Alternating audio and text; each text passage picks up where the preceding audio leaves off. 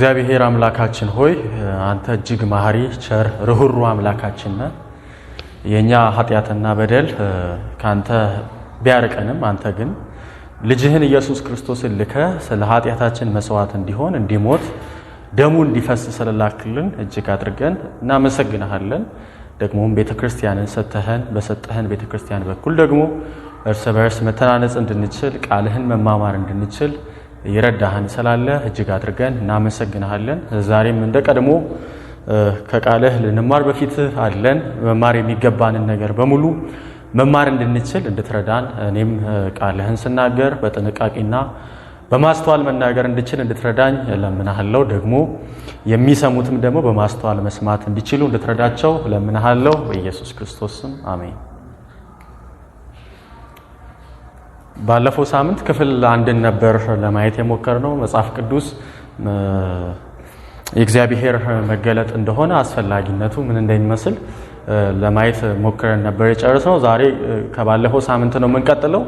ክፍል ሁለትን ነው የምናየው። ቀኖናን ነው የምንማረው ማለት ነው። ካኖናይዜሽን ወሳኝ ትምህርት ነው፣ ግን ፎከሳችን በጣም እፈልጋለሁ። አንዳንድ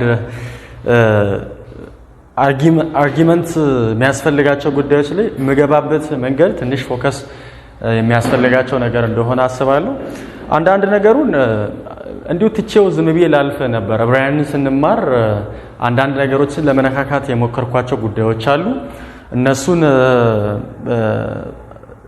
ሳልተው በተወሰነ መጠን እያብራራው ለማለፍ እሞክራለሁ። ስለዚህ ቀኖናን እንመለከታለን ማለት ነው። ቀኖና ምንድነው የሚለውን አስቀድሞ መጠየቅ መቻል አለብን። ካኖናይዜሽን ማለት ነው። ቀኖና የሚለው ከግሪክ ቃል የተገኘ ሲሆን መመዘኛ፣ መለኪያ ማለት ነው ጥሬው ትርጉሙ። በድሮ ጊዜ እንጨት፣ ቤት ምናምን ብረቶችን ለመለካት የሚጠቀሙት ቃል ቀኖና ብለው ነበር የሚጠቀሙት። ስለዚህ ያንን እንደ ሜዠርመንት ለመለካት ለመመዘን የሚያስችላቸውን ቃል ነበር ሲጠቀሙ የነበሩት እና ይሄ ቃል ቀኖና የሚለው ቃል ደግሞ ለመጀመሪያ ጊዜ የቤተክርስቲያን ታሪክ ደግሞ የተጠቀመው አትናቴዎስ ነው እና ይሄ አትናቴዎስ ይሄንን ቃል ለመጀመሪያ ጊዜ ተጠቅሞታል። ይሄንን ሲጠቀም ግን እንደነሱ የሆነ ነገርን ለመመዘን ሳይሆን ቅዱሳት መጻሕፍት የሆኑትን ቅዱሳት መጻሕፍት ካልሆኑት መካከል ለይቶ ለማውጣት ነው ይሄንን ቃል የተጠቀመው እንጂ ልክ ግሪካውያን እንደሚጠቀሙት አይደለም የተጠቀመው። እስትንፋሰ እግዚአብሔር የሆኑትን ካልሆኑትን ለመለየት ነው እና ይሄ የአትናቴዎስን ትርጉም ደግሞ ለረጅም ጊዜ ቤተክርስቲያን ትጠቀማለች። አክቹአሊ እኛም ፕሮቴስታንቶቹ እንጠቀማለን፣ ግን በጀነራል ሴንስ ነው የምንጠቀመው እንጂ እኛ ካኖናይዜሽን ከሚለው ይልቅ ሪኮግኒሽን የሚለውን ነው ማለት ወይም አክናውሌጅመንት ነው የምንለው እንጂ ይሄ ቀኖና መመዘኛ ምናምን መለያ ምናምን በሚለው መንገድ አይደለም እኛ የምንጠቀመው። ካኖናይዜሽን ከሚለው ይልቅ ሪኮግኒሽን ወይም ደግሞ አክናውሌጅመንት የሚለውን ነው የምንጠቀመው። ይሄ ምናልባትም አሁን ሳወራው ለምን እንደዚህ እንደምንጠቀመው ክሊር ላይሆንላችሁ ይችላል፣ ግን በቀጣይ ሳምንታት ሶላ ስክሪፕቹራንስ እና ይሄ በጣም ኢምፖርታንት ነው ለምን እኛ ይህንን ቃል እንደምንጠቀም። ሌሎች ቤተ እምነቶች ደግሞ ከዚህ ጋር ተያይዞ የሚሰሩት ችግር ስላለ እሱን ለማስተካከል እንዲረዳ ነው። ካኖናይዜሽን ጥሬ ትርጉሙ አሁን እንዳልኳችሁ ነው። ግን ስለ ካኖናይዜሽን ስናስብ ስለ ቅዱሳት መጻሕፍት ስብስብ ስናስብ በርካታ ልዩነቶች እንዳሉ ይታወቃል። ካቶሊክ፣ ኦርቶዶክስ፣ ፕሮቴስታንት ሌሎችም አሉ ኋላ ላይ የምጠቅሳቸው። እነዚህ የራሳቸው መጻሕፍት አላቸው እስትንፋሰ እግዚአብሔር ብለው የሚያስቡት እና ደግሞ እነዛ እስትንፋሰ እግዚአብሔር ብለው የሚያስቡትን በምን መንገድ ሄደው ምን አይነት ውጤት ላይ እንደደረሱ የነሱ ነው ወይ የእግዚአብሔር ቃል ወይስ የኛ? ማለትም እነሱም እስትንፋሰ እግዚአብሔር ነው የሚሉት፣ እኛም እስትንፋሰ እግዚአብሔር ነው የምንለው። ታዲያ ቅዱሳት መጻሕፍት ተብለው የሚታሰቡት እኛ ያዝነው 66 ነው ወይስ ሌሎች አካላት የያዙት መጻሕፍት ናቸው የእግዚአብሔር ቃል የሚለውን እንጠይቃለን። ደግሞ ለምን የሚለውንም ደግሞ እናነሳለን። የእግዚአብሔር ቃል ያስባላቸው ለምንድን ነው የሚለውን ደግሞ ለመመልከት እንሞክራለን። ደግሞ ልዩነቶቻቸውስ ምንድን ነው የሚለውን ከዛ ጋር ተያይዞ ለማየት እንሞክራለን። አስቀድሞ የካቶሊክን ብንመለከት ጥሩ ነው ብዬ አስባለሁ። የካቶሊክ ቀኖና 73 ነው። እንደ እግዚአብሔር ቃል የምትቀበላቸው 73 ናቸው። 27ቱ የአዲሱ ኪዳን መጻሕፍት ናቸው። ይሄ ከኛ ከፕሮቴስታንቱ ጋር ተመሳሳይ ነው። 27ቱን የአዲስ ኪዳን መጽሐፍ እኩል እንጋራለን። እነሱም የአዲስ ኪዳን መጽሐፍ 27 ናቸው ይላሉ። እንደ እግዚአብሔር ቃል ይቀበሏቸዋል። እኛም ደግሞ እንደ እግዚአብሔር ቃል 27ቱን እንቀበላለን። ግን ደግሞ ልዩነታችን የብሉይ ኪዳን መጽሐፍት ላይ ነው። እነሱ የብሉይ ኪዳን መጽሐፍት 46 ነው የሚያደርጉት፣ እኛ ደግሞ 39 አድርገን ነው የምንቀበለው። ስለዚህ ከእኛ ከ39ኙ ቅዱሳት መጽሐፍት 7ቱን መጽሐፍት ጨምረዋል ብለን ነው የምናስበው። 7 መጽሐፍት ብቻ ሳይሆን አንዳንድ የቁጥር ልዩነቶችም አሉ። የነሱና የኛ ብሉይ ኪዳን ላይ ያሉት 7ቱ መጽሐፍት ልዩነቶች አንደኛ መጽሐፈ ጦቢት ነው፣ ሁለተኛው መጽሐፈ ዮዲት ነው፣ ሶስተኛ መጽሐፈ ጥበብ፣ አራተኛ መጽሐፈ ሲራክ፣ አምስተኛ መጽሐፈ ባሮክ፣ ስድስተኛ አንደኛ መቃብያን እና ሰባተኛ ሁለተኛ መቃብያን ናቸው። እነዚህ ብቻ አይደሉም። የአስቴርን መጽሐፍት ላይ ደግሞ የምዕራፎች ልዩነት አለን። የኛ መጽሐፍ የሚያልቀው ምዕራፍ 10 የአስቴር መጽሐፍ ምዕራፍ 10 ቁጥር 3 ላይ ነው የሚያልቀው። የነሱ ደግሞ ምዕራፍ 10 ቁጥር 24 ላይ ነው የሚያልቀው። ስለዚህ የመጽሐፍ ልዩነት ብቻ ሳይሆን የምዕራፍም ልዩነት አለ ማለት ነው በእኛና በእነሱ መካከል። የብሉይ ኪዳን መጽሐፍት ላይ ነው። ሌላኛው ደግሞ ሁለተኛው የቃኑና ብዛትን የምንመለከተው የግሪክ ኦርቶዶክስ ቤተክርስቲያን ነው። እኚህ የግሪክ ኦርቶዶክስ ቤተክርስቲያን 76ቱ መጽሐፍትን ነው የሚቀበሉት። እነዚህ ደግሞ ልክ እንደኛና እንደ ካቶሊክ 27ቱን የአዲስ ኪዳን መጽሐፍት ይቀበላሉ። ደግሞ ከካቶሊኮች ጋር ደግሞ ተመሳሳይ የሆነ የብሉይ ኪዳን ቀኖና ይጋራሉ። 46ቱን ይጋራሉ። ግን ደግሞ የነሱ ይጨምራል። ከዛ ብሉይ ኪዳን ካቶሊክ ከምትቀበለውም የሚጨምር አላቸው። ለምሳሌ መጽሐፈ ዕዝራ ቀዳማይ የሚሉት አለ። ቀዳማይ የመጽሐፈ ዕዝራ የሚሉት አለ። ይሄ በየትኛውም ቤተ እምነት የማይታወቅ ዘንድ ነው። በካቶሊኮችም ይሄ ቀዳማይ ብሎ የጠሩት ዕዝራ መጽሐፍ የለም። ይህንን ደግሞ ለምንድን ነው የሚሉት? የዕዝራንና የነህምያን መጽሐፍ ወስደው እንደ አንድ በመቁጠር ሁለተኛ ዕዝራ ብለው ስለሚጠሩ ማለት ነው። የመጀመሪያው የለም፣ ሌሎች አይቀበሉም። ግን ደግሞ የነህምያና የዕዝራን ወስደው እሱኛውን ምን ይሉታል? ሁለተኛ የዕዝራ መጽሐፍ አሉት። የማይታወቀውን መጽሐፍ ደግሞ የመጀመሪያው የዕዝራ መጽሐፍ ብለው ይጠራሉ። ሶስተኛ መቃብያን እና ጸሎተ ምናሴን ደግሞ ትቀበላለች ማለት ነው የግሪክ ኦርቶዶክስ ቤተክርስቲያን። የነሱ በአጠቃላይ 76 ነው። ሌላኛው ደግሞ የሴልቬቲክ ቤተክርስቲያን ቃኑና ነው። ይሄ የብሉይ ኪዳናቸው የነሱ 50 ነው። የአዲስ ኪዳን ደግሞ 27 መጽሐፍ ነው። በድምሩ 77 መጽሐፍት ነው ያላቸው። የሴልቬቲክ 77 ነው ማለት ነው። ሌላኛው የኮፕቲክ ቤተክርስቲያን ደግሞ 76 መጽሐፍትን ነው እንደ ቅዱሳት መጽሐፍት አድርገው የሚቀበሉት።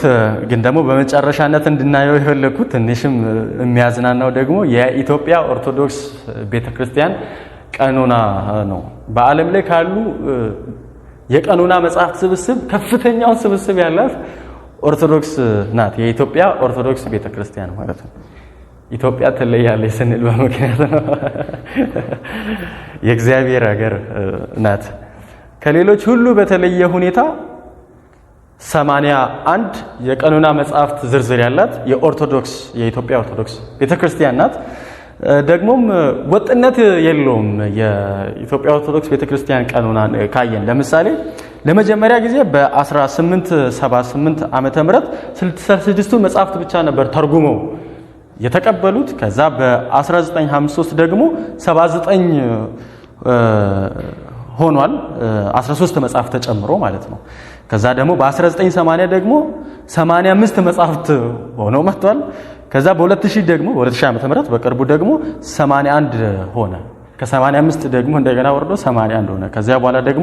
ከዚህ በኋላ ደግሞ እነሱ ምን ያስባሉ? 8 ሌላ መጽሐፍትን ለመጨመር ያስባሉ። እንግዲህ እግዚአብሔር ይርዳቸው። ምን ማለት እንችላለን እኛ እንደተሳሳቱ አሁን መጽሐፍ ቅዱሳዊ ማስረጃዎች፣ ታሪካዊ ማስረጃዎችን ስለምናቀርብ እና ደግሞ ኦርቶዶክስ እና ሌሎች ቅድም የጠቀስኳቸው ቤተ እምነቶች ቀኖና ላይ በተመለከተ ትልቅ ስህተት ውስጥ ወድቀዋል። የኛ የፕሮቴስታንቱ ደግሞ 66 ነው።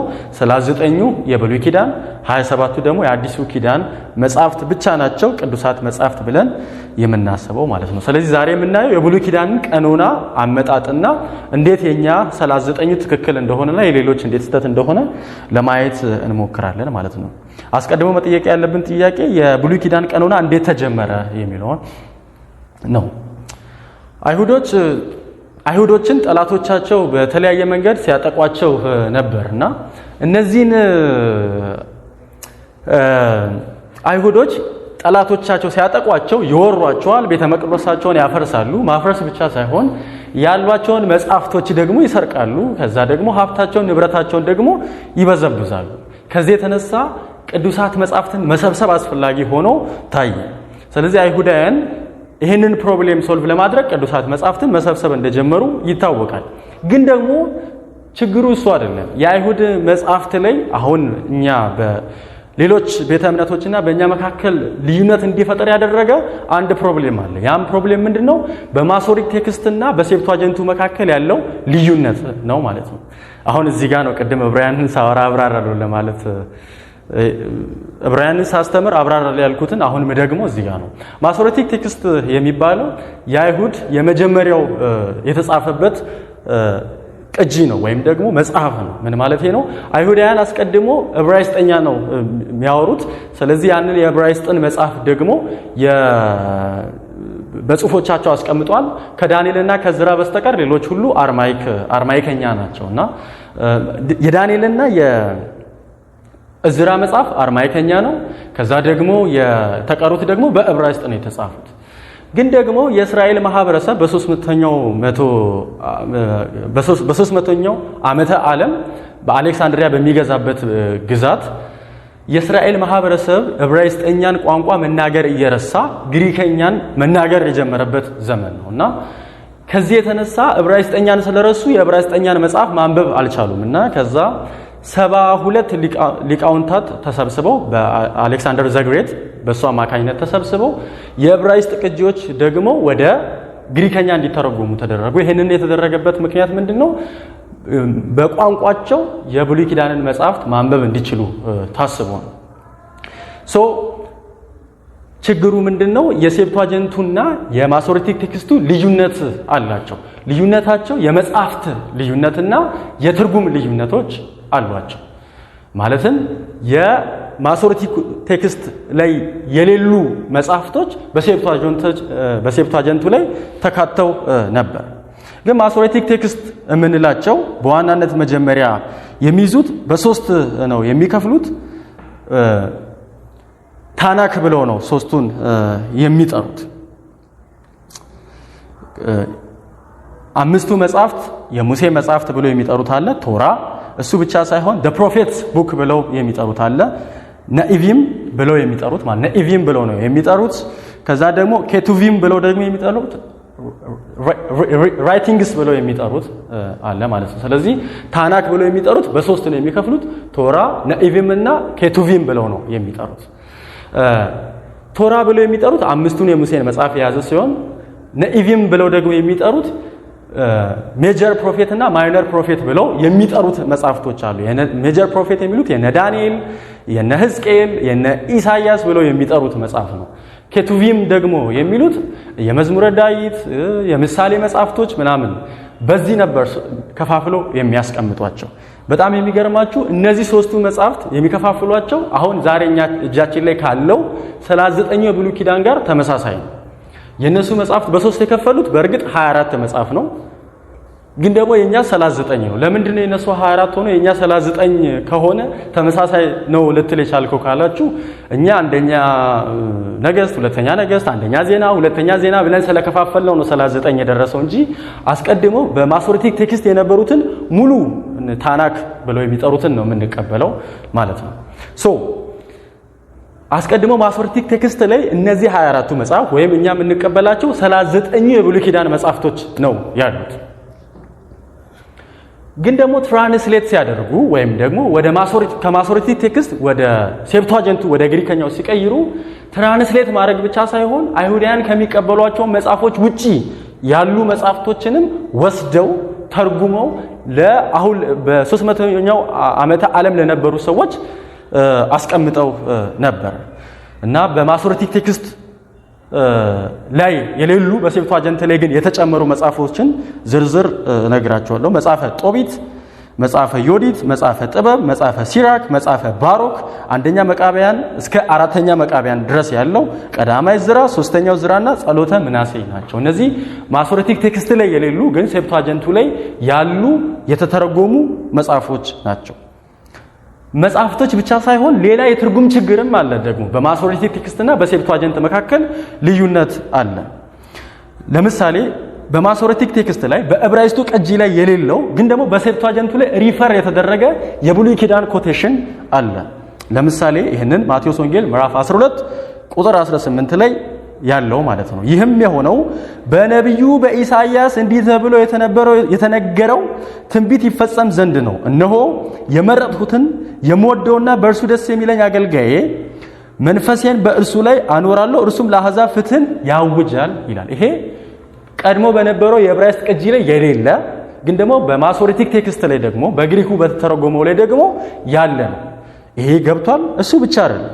ሌላኛው ደግሞ በሴፕቱአጀንት ውስጥ የሚገኝ ነገር ግን በማሶሬቲክ ቴክስቱ ላይ ደግሞ የማይገኝ ጽሑፍ ደግሞ ተካቶ እናገኛለን። ለምሳሌ ዕብራውያን መጽሐፍ ምዕራፍ 10 ቁጥር 33 ላይ በቀል የኔ ነው እኔም ብድራትን እመልሳለሁ ያለውን እናውቋለን፣ ደግሞም ጌታ በሕዝቡ ላይ ይፈርዳል። ይሄ በቀል የኔ ነው የሚለው ዘዳግም ላይ ማሶሬቲክ ቴክስቱ ላይ አለ፣ ግን ደግሞ ሴፕቱአጀንቱ ላይ የለም።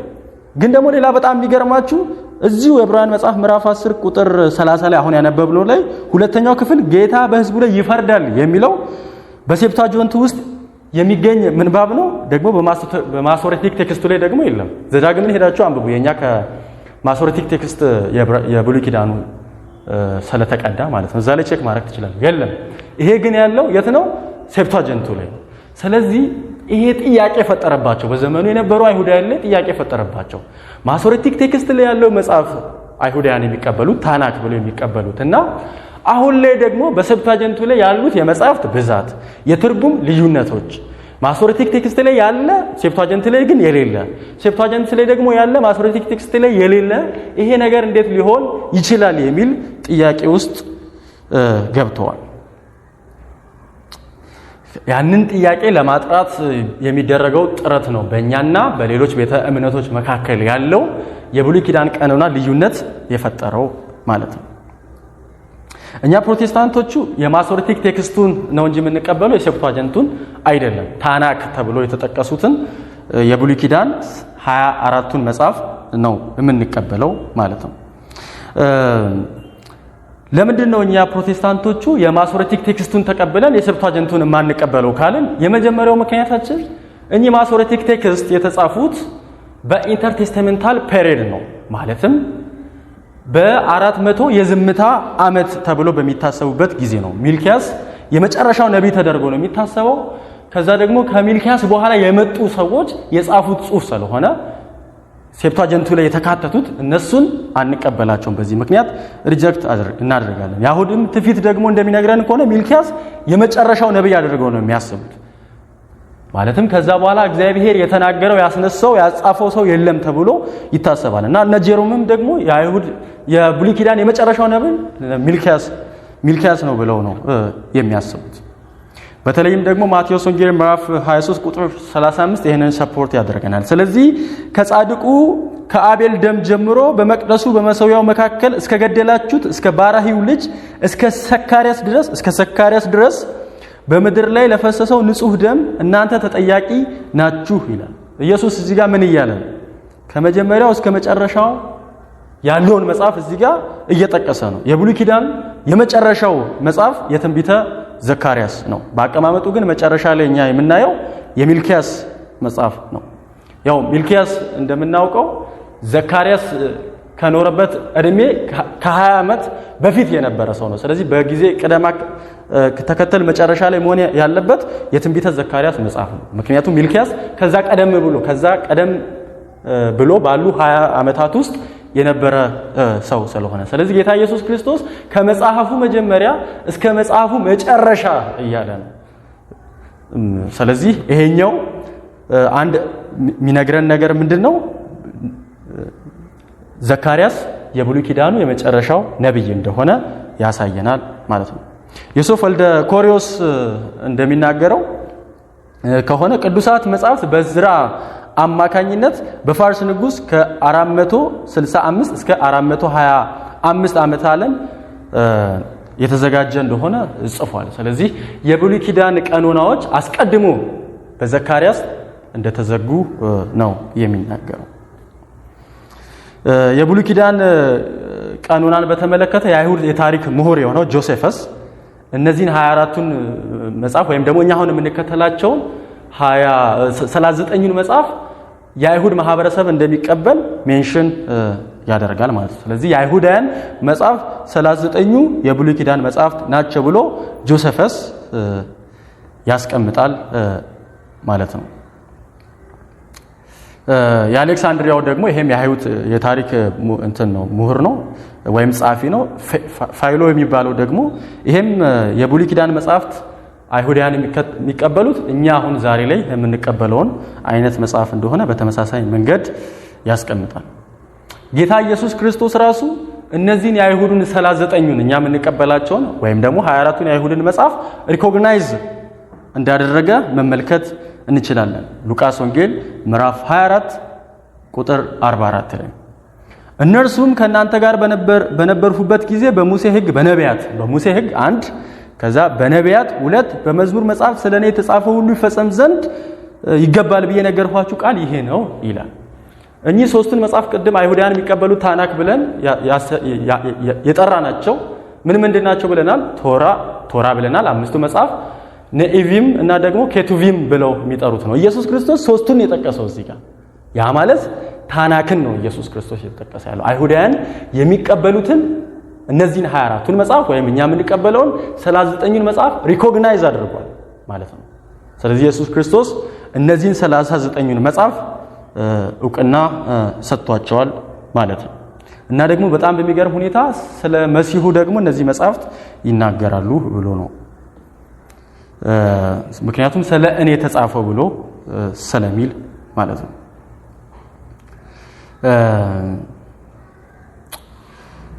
ኢየሱስ ክርስቶስም ደግሞ ከፈሪሳውያን ጋር ከአይሁድ መሪዎች ጋር ሲከራከር የነበረበት አንዱ ነገር ምንድነው?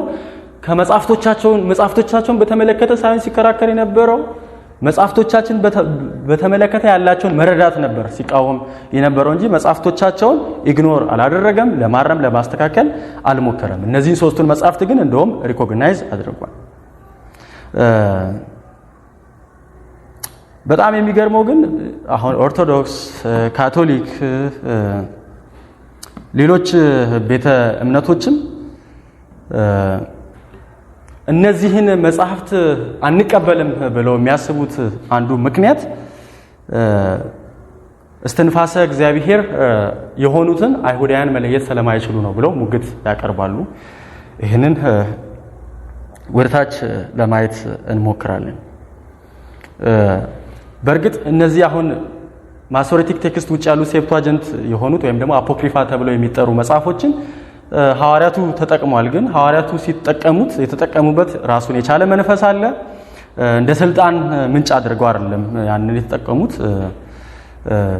ስለዚህ እሱን ደግሞ በኋላ ከሄኖክ መጽሐፍ ጋር በተያያዘ እንትን ለማለት እንሞክራለን ማለት ነው። እኚህ 39ኙ የብሉይ ኪዳን መጽሐፍት ወይም ታናክ ተብለው የሚጠሩት መጽሐፍት ቀድሞ በመጽሐፍ ስብስብ ስር ተሰንደው የተቀመጡ እንደሆነ መረዳት እንችላለን። ይሄን የምለው ለምንድን ነው? አይሁዳውያን እኮ አስቀድመው ቀኖና ሰብስበው አላስቀመጡም የሚሉ አካላት ስላሉ፣ ግን ደግሞ የመጽሐፍት ስብስብ መጀመሪያ እንደነበራቸው ቀኖና እንደነበራቸው አቅጣጫ የሚሰጥ ነገር መመልከት እንችላለን። በተለይም ዮሐንስ ወንጌል ምዕራፍ 5 ቁጥር 39 ላይ በእነርሱም የዘላለም ሕይወት የምታገኙ የመሰላችሁ መጽሐፍትን ተመረምራላችሁ፣ እነዚህ መጽሐፍት ስለኔ የሚመሰክሩ ናቸው ይላል። የተሰበሰበ መጽሐፍት ሰነድ ከሌለ ኢየሱስ ክርስቶስ ይሄን ማውራቱ ፖይንትለስ ነው የሚሆነው።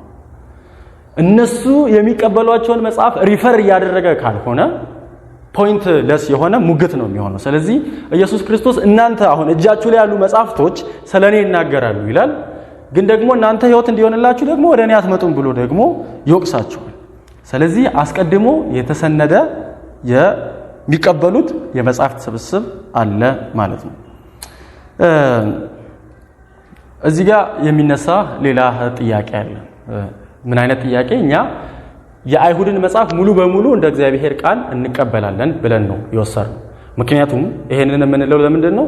ሮሜ መጽሐፍ ምዕራፍ 3 ቁጥር 2 ላይ ከሁሉ አስቀድሞ የእግዚአብሔር ቃል በአደራ የተሰጠው ለአይሁዳውያን ነው ብሎ ነው የሚገልጸው። ስለዚህ እግዚአብሔር ሐሳቡን ፈቃዱን የሰጠው ለአይሁዳውያን ነው። ስለዚህ እኛ የአይሁዳውያንን መጽሐፍ ሙሉ በሙሉ እንቀበላለን ስንል ደግሞ እዚህ ላይ የሚነሳ ጥያቄ አለ። የትኞችን የአይሁዳውያንን መጽሐፍ ነው የምትቀበሉት የሚል ጥያቄ ይነሳል። ምክንያቱም አይሁዳውያን አንድ አይነት አይሁዳውያን አይደለም ያሉት። ሰዱቃውያን፣ ፈሪሳውያን የሚባሉ አሉ፣ ኢሴንስ ተብለው የሚጠሩ አሉ። ሶስት ግሩፖች አሉ። እኚህ ሶስት ግሩፖች በተለይም ደግሞ ከሰከንድ ቴምፕል ጁዳይዝም ጋር የተያዙ ናቸው። በሁለተኛው ቤተ መቅደስ የወለዳቸው የሃይማኖት ቡድኖች ክፍፍሎች ናቸው። እነዚህ ክፍፍሎች ደግሞ ወጥ የሆነ የጋራ የሚቀበሉት የመጽሐፍ ስምምነት የላቸውም። ለምሳሌ ሰዱቃውያን ቶራን ብቻ ነው የሚቀበሉት፣ ማለትም አምስቱን የሙሴን መጽሐፍት ብቻ ነው የሚቀበሉት። ሌሎችን መጽሐፍት ጽሑፎች የሚባሉትንና የነቢያት መጽሐፍትን አይቀበሉም። ኢሴንስ ተብሎ ደግሞ የሚጠሩት በእርግጥ የነሱ የሚቀበሉትን ቀኑና ለመረዳት በጣም አስቸጋሪ ነው። ግን ከሞላ ጎደል ነኢቪም ኬቱቪምንና ቶራን ይቀበላሉ፣ ታናክን ይቀበላሉ። በተለይም ደግሞ ነኢቪምን ሲቀበሉ የሜጀር ፕሮፌት ተብሎ የሚታሰቡትን ነው በዋናነት እነሱ የሚቀበሉት ማለት ነው። ከዛ ደግሞ ፈሪሳውያን የሚባሉ ናቸው። እነዚህ ፈሪሳውያን ደግሞ ታናክን ሙሉ በሙሉ ይቀበላሉ። ማለትም እኛ የምንቀበለውን የብሉይ ኪዳን 39ኙን መጽሐፍት ማለት ነው። ስለዚህ ነኢቪም ኬቱቪምና ቶራን ይቀበላሉ ማለት ነው። እዚህ ጋር ሌላ የምንጠይቀው ታዲያ እኛ ከነዚህ ልዩነቶች መካከል ለምንድን ነው በተለየ ሁኔታ የፈሪሳውያን የሚቀበሉትን የአይሁድ መጽሐፍት ናቸው ብለን ልንቀበል የቻልነው የሚለውን መጠየቅ መቻል አለብን።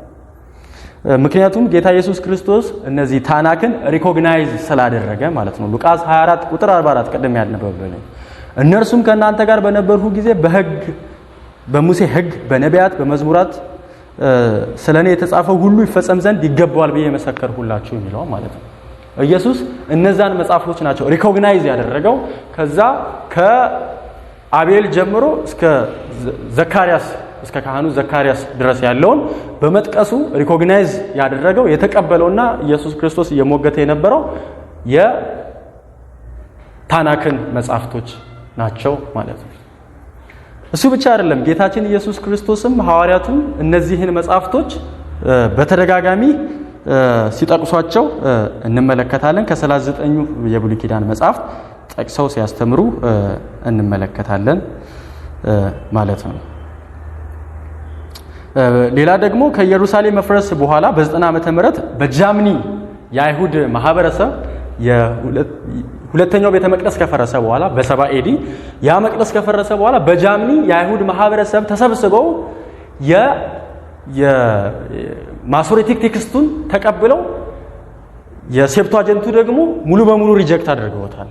ስለዚህ የእኛ መጽሐፍ ማለት እነዚህ 24ቱ መጽሐፍት ወይም ደግሞ እኛ አሁን የምንቀበላቸው 39ኙ መጽሐፍት ብቻ ናቸው ብሎ ታናክን ሙሉ በሙሉ አይሁዳውያን ከዛ በኋላ በ90 ዓመተ ምህረት ተቀብሏቸዋል ማለት ነው። ስለዚህ የአይሁድ መጽሐፍ ይህ ነው ማለት እንችላለን ማለት ነው። ስለዚህ ከሁሉ አስቀድሞ የእግዚአብሔር ቃል በአደራ የተሰጠው ለአይሁዳውያን ነው።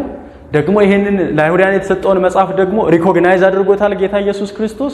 ሐዋርያቱም ደግሞ ከ300 በላይ ከ39 ብሉይ ኪዳን መጽሐፍ ጠቅሰው አስተምረዋል ማለት ነው። ስለዚህ እኛ የብሉይ ኪዳን መጽሐፍት እንቀበላለን። ካሉትም ሴክቶች መካከል ደግሞ የአይሁድ ደግሞ በዋናነት የሚታወቀው ታናክ ነው። ይሄንን ታናክ ደግሞ በተለይም ጌታ ኢየሱስ ክርስቶስ ሪኮግናይዝ አድርጎታል። ከዛ በኋላ በ90 ዓመተ ምህረትም ደግሞ አይሁዳውያን ተመልሰው ተሰብስበው የተተረጎመውን የሴፕቷጀንቱን ሪጀክት አድርገው የማሶሬቲክ ቴክስቱን ተቀብሏል። በዚህ ምክንያት ያንን እንቀበላለን ማለት ነው። ሌላኛው የሚነሳው ጥያቄ እኛ ቀኖናችንን የወሰድነው ከአይሁዳውያን ነው። አይሁዳውያን ደግሞ መሲሁን ሪጀክት አድርገውታል፣ ገድለውታል፣ የእግዚአብሔር ጠላት ሆነዋል። ስለዚህ እንዴት ነው ከእነሱ ቅዱሳት መጽሐፍትን ካኖናይዜሽን የሰበሰቡትን የምንቀበለው የሚል ጥያቄ ይነሳል። ይሄን የሚሉት ለምንድን ነው? በእርግጥ የእግዚአብሔር ቃል ለእስራኤላውያን ተሰጥቷታል እንድትጠብቅ እንጂ ካኖናይዜሽን እንድትሰራ አይደለም። በእግዚአብሔር መንፈስ የተጻፉትን መጻሕፍቶች ለይተው እነዚህ የእግዚአብሔር መጻሕፍት ናቸው የማለት ስልጣን የላቸውም ብለው ያስባሉ።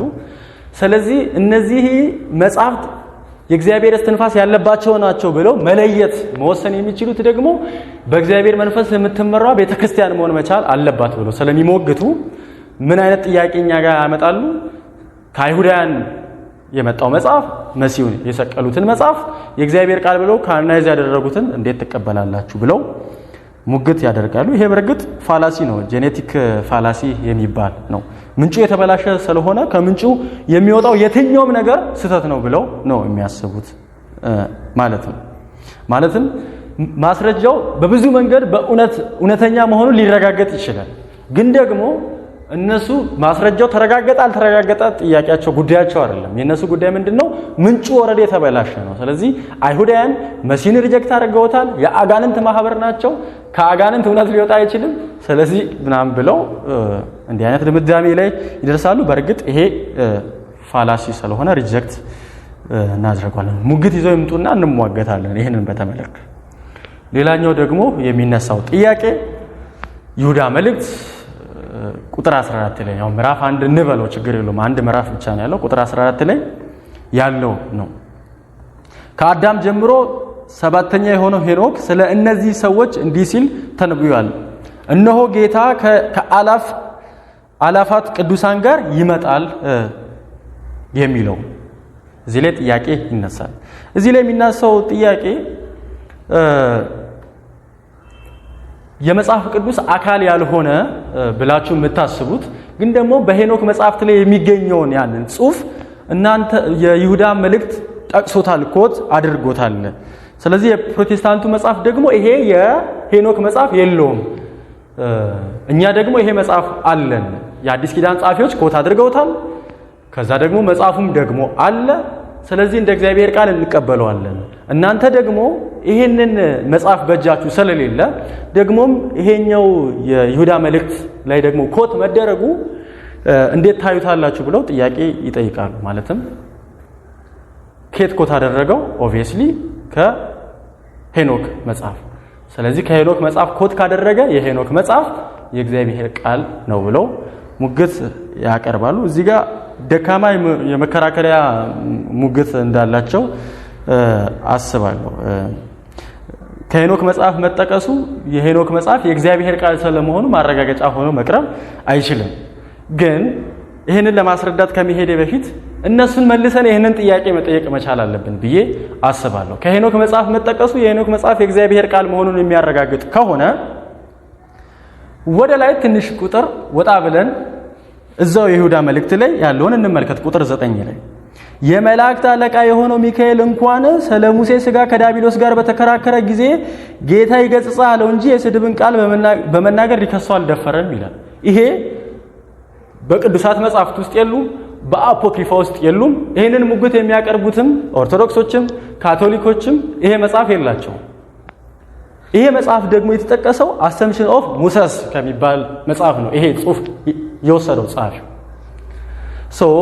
ይሄን ከዛ መጽሐፍ ከወሰደ ለምን እነሱ ያንን መጽሐፍ አላካተቱትም የሚል ጥያቄ መጠየቅ መቻል አለብን። ሙግቱ መልሶ ራሳቸውን የሚበላ ሙግት ነው ማለት ነው። ስለዚህ ከሌሎች መጽሐፍቶች ኮት አድርጓል ማለት ኮት የተደረገባቸው መጽሐፍት የእግዚአብሔር ቃል ናቸው ማለት አይደለም። ለምሳሌ ቲቶ መጽሐፍ ምዕራፍ 1 ቁጥር 12 ላይ ከራሳችሁም ነቢያት አንዱ ስለ እነርሱ ሲናገር የቀርጤስ ሰዎች ዘውትር ውሸታሞች፣ ክፎች፣ አውሬዎችና ሰነፎች ሆዳሞች ናቸው ብሏል ይላል። ይሄ እነሱ የሚጠቀሙትን መጽሐፍ ይዞ ይመጣና ሙግት ያቀርብና የእነሱን አርጊመንት ዲስፕሩፍ ለማድረግ ነው የሚጠቀመው እንጂ ያንን መጽሐፍ መጠቀሙ ኢንስፓየርድ ቡክ መሆኑ ማስረጃ ሆኖ መቅረብ አይችልም። እሱ ብቻ አይደለም። ሐዋርያ ሥራ ምዕራፍ 17 ቁጥር 28 ላይ የምንኖረው የምንንቀሳቀሰው ያለነው በእርሱ ነውና ይልና ከራሳችሁ ባለቀኔ አንዳንዶች እንዳሉት እኛም ደግሞ ልጆቹ ነን ይላል። ይሄ መጽሐፍ ባይዜ ተገኝቷል አለ። ይሄ መጽሐፍ ከራሳችሁ ፈላስፋ ነውና ከራሳችሁ ባለቀኔ አንዱ እኛም ልጆቹ ነን ብሏል ከናንተ ብሎ ጠቅሷል። ስለዚህ ይሄንን ኮት ማድረጉ ኮት የተደረገበት መጽሐፍ ኢንስፓየርድ ቡክ ለመሆኑ ማስረጃ ሆኖ መቅረብ በፍጹም አይችልም። ደግሞም ኮት ተደርጓልና የእግዚአብሔር ቃል ውስጥ መግባት አለበት ካሉ ሌላ ብሉይ ኪዳን ላይ እነሱ መጨመር ያለባቸው መጽሐፍት አሉ። ለምሳሌ የያሻር መጽሐፍ ማካተት መቻል አለባቸው። ለምንድን ነው የያሻርን መጽሐፍ ማካተት ያለባቸው? ኢያሱ መጽሐፍ ምዕራፍ 10 ቁጥር 13 ላይ ስለዚህ ሕዝቡ በጠላትነት እስኪ በቀል ድረስ ፀሐይ ባለችበት ቆመች፣ ጨረቃንም አላንቀሳቀሰችም፣ ይህም በያሻር መጽሐፍ ተጽፎ ይገኛል ይላል። የኢያሱ መጽሐፍ እየጻፈ ያለው ሰው ይሄ የፀሐዩን የመቆምን እውነታ ከያሻር መጽሐፍ ነው የወሰደው እና ይሄን በያሻር መጽሐፍ ተጽፎ ይገኛል ይላል። ይሄንን መጽሐፍ አላካተቱትም ኦርቶዶክሶችም ካቶሊኮች። ሁለተኛ ሳሙኤል 1:18 ላይ እንዲሁም የቅዱሳት የቀስት እንጉርጉሮ የተባለው ለአይሁድ ሕዝብ እንዲያስተምሩ አዘዘ፣ ይህም በያሻር መጽሐፍ ተጽፏል ይላል። እንደገና የያሻርን መጽሐፍ በሌላ መጽሐፍት ላይ ኮት ያደርገዋል። ኮት ስለተደረገ ብቻ ኮት የተደረገበት መጽሐፍት የአዲስ ኪዳን ጸሐፊዎች ስለተጠቀሙት የእግዚአብሔር ቃል ነው የሚሉ ከሆነ አንደኛ ይሄ ሙግት የማይረባ ነው። እኚህን ነገሮች መመለስ መቻል አለባቸው። ግን ደግሞ ለምንድን ነው ኮት የተደረገው? ሙግት ለማቅረብ ነው። በዘመኑ የነበረውን የነሱን እሳቤ የሚቀበሉትን መጽሐፍቶቻቸውን ይዘው በእነሱ መጽሐፍ ራሳቸውን መልሰው ለመሞገት እንጂ እስትንፋሰ እግዚአብሔር መሆናቸውን ለማረጋገጥ አይደለም። በእርግጥ ይሄ የሄኖክ መጽሐፍ ብዙ ችግሮች አሉበት። እነዚህን ችግሮች ምናልባት ሌላ ጊዜ ሰፋ አድርገን ለመመልከት እንሞክራለን። ሄኖክ መጽሐፍ ምዕራፍ 33 ቁጥር 58 ላይ ሐዋርያት አሕዛብን ያጠፋሉ ይላል። ይህ ኮምፕሊትሊ ከመጽሐፍ ቅዱስ ጋር የሚጋጭ ትምህርት ነው፣ አስተሳሰብ ነው። ሐዋርያት አሕዛብን አያጠፉም ማለት ነው። ሌላኛው ሄኖክ 41 ቁጥር 1 ላይ ኖህ እንደተወለደ ተናገረ ይላል። ያው በእርግጥ እንዲህ አይነት ሙግቶች ያን ያህል ነሰሰሪ አይደሉም፣ ግን ዊርድ ናቸው። መጽሐፍ ቅዱሳችን ላይ ካሉት የተለየ ነው። ሄኖክ እንደተወለደ ኖህ እንደተወለደ ተናገረ የሚለውን በእርግጥ 66 ላይ አናገኘም። ይሄ መጽሐፍ ላይ ማግኘታችን እኛ እንደ ፕሮቴስታንት ስናስበው ሪጀክት ማድረግ የምንችለው ነው። ግን ደግሞ ሴንስ ብዙ የሚሰጥ አይደለም። በእርግጥ እግዚአብሔር መጽሐፍ ቅዱስ ላይ እንዲህ አይነት ታምራቶችን ሊያደርግ እንደሚችል እናምናለን። ግን እንደተወለደ ተናገረ ሴንስ አይሰጥም። ሌላኛው ሄኖክ 27 ቁጥር 15 ላይ ሄኖክ ከተሰወረ በኋላ እየመጣ ያስተምር ነበር ብለው ያስባሉ። በእርግጥ ይህንን ምናልባት ዕብራውያን መጽሐፍ ምዕራፍ 11ን ስናይ ሄኖክ ተሰውሮ ሳይሆን ሞቶ ነው፣ የተለየ ነገር የለውም። ይሄኛውን ፕሩፍ 11 ላይ ስንደርስ እናያለን። ሌላኛው ደግሞ ያው በእርግጥ ከሄኖክ መጽሐፍ ጋር የተገናኘ አይደለም። ሶስተኛ መቃብያን ምዕራፍ 1 ቁጥር 15 ላይ ሰይጣን የወደቀው ለአዳም አልሰግድም በማለቱ ነው ብሎ ሙግት ያቀርባሉ። ኤኒዌይ የሄኖክን መጽሐፍ ማንቀበለው አንደኛ በታናክ ውስጥ የለም፣ አይሁዳውያን አይቀበሉትም። ሁለተኛ ደግሞ ያኮት መደረጉ ኢንስፓየርድ ቡክ መሆኑን አያሳይም። ሶስተኛ ደግሞ ውስጥ ያሉ ችግሮች መጽሐፍ ቅዱስ ካለው ጋር በከባዱ ሁኔታ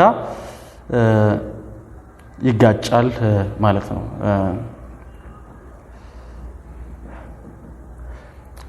ሌላ ደግሞ መጠየቅ ያለብን ጥያቄ ይሄ ለኛ በጣም ጠቃሚ ነው ብዬ አስባለሁ። አፖክሪፋ ሐዋርያት ጠቅሰውታል። ታዲያ አፖክሪፋን ሐዋርያቱ መጥቀሳቸው የእግዚአብሔር ቃል አለመሆናቸውን የእግዚአብሔር ቃል መሆናቸውን አያሳይም ብለን ነበር። አሁን ታዲያ እንደዛ ከሆነ ከሌሎች የብሉይ ኪዳን መጻሕፍት አፖክሪፋ ካልሆኑ መጥቀሳቸው የእግዚአብሔር ቃል መሆኑን የሚያመለክት እንዴት ሊሆን ይችላል የሚለውን መጠየቅ ጥሩ ነው ብዬ አስባለሁ። ይሄ ለኛ የሚሆን ነው። ግን በጣም የሚገርመው አፖክሪፋን ሲጠቅሱ አንድም ቦታ እንዲህ ተብሎ እንደተጻፈ መጽሐፍ እንደሚል መጽሐፍ ሲናገር እያሉ አይጠቀሙም። ስለዚህ ኦቶሪቴቲቭ መሆናቸውን ለመግለጽ የብሉይ ኪዳን መጽሐፍ ሲጠቅሱ በዚህ መንገድ ይጠቅሳሉ።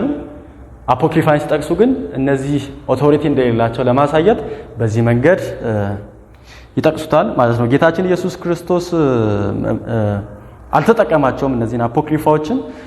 ደግሞ ሐዋርያቱ ይህንን ከ39ኙን የብሉይ ኪዳን መጽሐፍት ትምህርታቸውን ለማብራራትና ለማረጋገጥ ተጠቅመውታል። ነገር ግን አፖክሪፋን ትምህርታቸውን ለማብራራት ቢጠቀሙም ግን ደግሞ ስልጣናዊ አድርገው አልተጠቀሙም ማለት ነው። ይህን ይመስላል የብሉይ ኪዳን ቀኖና። ቀጣይ ሳምንት የአዲስ ኪዳን ቀኖና እናያለን። ያው ትልቁ ችግር ያለው የብሉይ ኪዳን ቀኖና ላይ ነው።